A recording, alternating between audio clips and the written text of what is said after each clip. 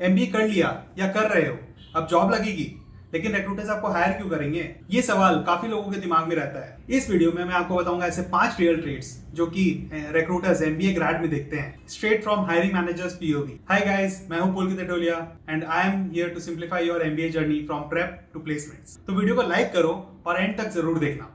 सबसे पहला है communication and executive presence. MBA के बाद आपको क्लाइंट से मिलना होता है, टीम्स लीड करनी होती है, जिसके लिए कम्युनिकेशन और एग्जीक्यूटिव प्रेजेंस होना बहुत ही इंपॉर्टेंट है। क्लियर बोलना, कॉन्फिडेंट रहना और प्रोफेशनल लगना, ये सब रिक्रूटर्स ऑब्जर्व करते हैं, specially in group discussion and interview. Practice करो mock interviews and presentation speaking. MBA का डिग्री तभी काम कर पाएगा जब आप खुद को प्रेजेंट कर पाओ। दूसरा पॉइंट है business acumen and problem solving. MBA graduate होने का मतलब है कि आपको बिजनेस प्रॉब्लम समझना और उनको सॉल्व करना आना चाहिए। रिक्रूटर्स देखते हैं कि क्या आपको नंबर्स में इंटरेस्ट है, कि क्या आप नंबर्स को एनालाइज करके एक सोल्यूशन प्रोवाइड कर सकते हो, या फिर वो लोग क्या करते हैं ना कि कभी कभी अपने एक प्रॉब्लम सॉल्विंग आपको देते हैं। ठीक है, बहुत सारा आपने देखा होगा कि मतलब इंटरव्यूज जब होते हैं तो उसमें केस स्टडीज का प्रॉब्लम देते हैं, वो केस स्टडीज करवाते हैं, केस स्टडीज पे ग्रुप डिस्कशन होता है, तो उसके हिसाब से आपको कैसे सॉल्व करना है, क्या आपको करना होता है उसमें, तो वो सब देखते हैं रिक्रूटर्स। इसमें यही मैं टिप दूंगा कि केस स्टडीज को सीरियसली लो।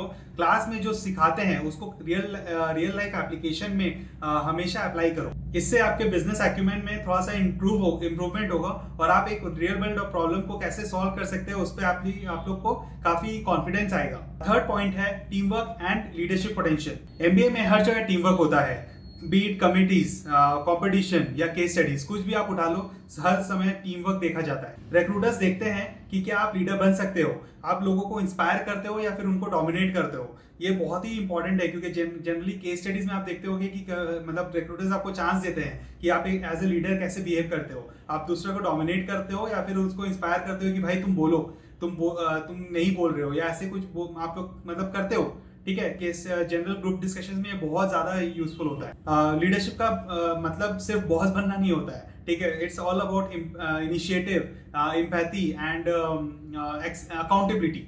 ठीक है, तो ये सब चीज अगर आप लाते हो अपने टेबल पे तो आपको रिक्रूटर्स पक्का से हायर करेंगे। Live projects, competitions, case studies वाले जो कॉम्पिटिशन्स होते हैं, ठीक है, और फिर आपके क्लब्स, उस सब में पार्टिसिपेट करो। इससे क्या है कि एक मतलब आपकी रियल लाइफ लीडरशिप दिखती है। अभी फोर्थ पॉइंट जो मैं बात करने जा रहा हूँ, ये बहुत ही लोगों को मतलब नहीं पता या फिर बहुत लोग करते नहीं है। ये है basically domain knowledge and internship. तो आप जो भी इंटर्नशिप में सीख के आ रहे हो उसको रियल वर्ल्ड में कैसे अप्लाई करते हो, ये सब रिक्रूटर्स बहुत ज्यादा जानना चाहते हैं। ठीक है, आपने रेज्यूमे में क्या लिखा है इंटर्नशिप के बारे में, आपने अपने डोमेन नॉलेज के बारे में क्या लिखा है, वो सब अगर आप रेज्यूमे में नहीं दिखाते हो, आप अपने इंटरव्यूज में नहीं बताते हो, तो ये एक बेसिकली फ्लॉ है। आपको ये सब दिखाना चाहिए, आपको ये सब बोलना चाहिए, क्योंकि वही रिक्रूटर्स देखेंगे कि आपने जो इंटर्नशिप में परफॉर्म किया है उसको रियल वर्ल्ड में कैसे अप्लाई किया है, ताकि वो लोग जब हायर करें आपको, ठीक है, तो हायर करेंगे तो उनको पता चलेगा अच्छा ये ऐसा है, ये रियल वर्ल्ड में अप्लाई कर सकता है, अगर हम कुछ बोलते हैं वो प्रॉब्लम सॉल्व कर सकता है। जो आपने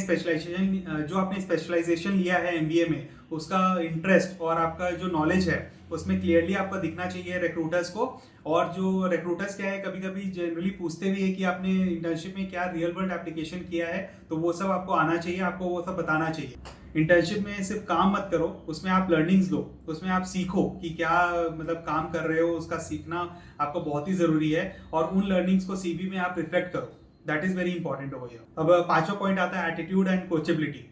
ठीक है, सबसे अंडररेटेड पॉइंट यही है कि आपका एटीट्यूड देखते हैं रिक्रूटर्स। ठीक है, कि मतलब रिक्रूटर्स वो देखते हैं कि आपके अंदर ईगरनेस है टू लर्न मोर, या फिर आप मतलब पॉजिटिवली नहीं लेते हो फीडबैक को। एमबीए ग्रेजुएट्स जो कि ईगो से भरा रहता है ना, उसको रिक्रूटर्स उससे बहुत भागते हैं, मतलब बेसिकली उनको हायर नहीं करना चाहते हो। तो stay humble, ask questions and show that you are a lifelong learner. उसी से क्या होता है कि वो रिक्रूटर्स को हमेशा दिखेगा, हमेशा लगेगा कि अच्छा ये तो सीखने को तैयार है, he is basically he will learn more. ठीक है, तो ये बहुत ही इंपॉर्टेंट पॉइंट है एज अ फिफ्थ पॉइंट।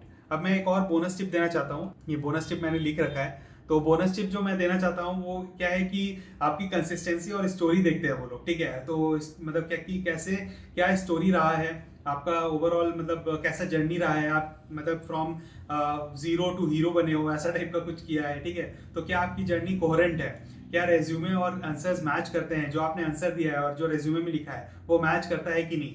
ठीक है, तो बस डिग्री से काम नहीं चलेगा, तो ये देख लेना, डिग्री से काम नहीं चलता है। आपको दिखाना पड़ेगा कि एमबीए के बाद आप रियल वैल्यू कैसे ऐड करोगे, ठीक है। तो वो कैसे दिखेगा, आप जब आंसर करोगे, आप अपना इंटर्नशिप का फीडबैक दिखाओगे, आप अपने आप को लाइफ लॉन्ग लर्नर दिखाओगे, तो ये सब जब दिखाओगे तभी जाके रिक्रूटर्स आपको एक पॉजिटिव वे में देखेगा कि भाई ये इसको हायर करना is best part for me. तो आपको कौन सा पॉइंट सबसे अच्छा लगा है नीचे कमेंट करके मुझे बताओ। और अगर आप चाहते हो कि एमबीए से रिलेटेड टिप्स और प्लेसमेंट टिप्स वगैरह मिलते रहे तो इस वीडियो को जरूर से सब्सक्राइब कर लेना और इस वीडियो को लाइक कर देना।